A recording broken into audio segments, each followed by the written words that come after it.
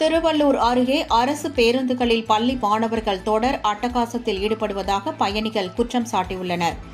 திருவள்ளூர் மாவட்டம் திருத்தணியில் உள்ள டாக்டர் ராதாகிருஷ்ணன் அரசினர் ஆண்கள் மேல்நிலைப் பள்ளியில் சிவாடா, நெமிலி, தாழவேடு, நல்லாடூர், பொன்பாடி, வேலஞ்சேரி போன்ற கிராம பகுதிகளைச் சேர்ந்த 200க்கும் மேற்பட்ட மாணவர்கள் பயின்று வருகின்றனர். இவர்கள் சிவாடாவில் இருந்து தடம் எண் T7, தடம் எண் 71 ஆகிய அரசு பேருந்துகளில் பள்ளிக்கு வருகின்றனர். அப்போது சில மாணவர்கள் பேருந்து படிக்கட்டில் தொங்கியபடியும் கால்களை தரையில் உரசிக்கொண்டும் ஜன்னல் கம்பிகளை பிடித்துக்கொண்டும் மேற்கூரை மீது ஏறியும் பயணிப்பதாக கூறப்படுகிறது. மாணவர்கள் காலை மாலை என இரு வேளைகளிலும் இதுபோன்ற அட்டகாசத்தில் ஈடுபடுவதாக கூறப்படுகிறது. இது பேருந்தில் பயணிப்பவர்களுக்கு பெரும் இடையூறாக இருக்கிறது என்றும் இதனால் விபத்து ஏற்படும் அபாயம் இருப்பதாகவும் சமூக ஆர்வலர்கள் மற்றும் பொதுமக்கள் கவலை தெரிவிக்கின்றனர்.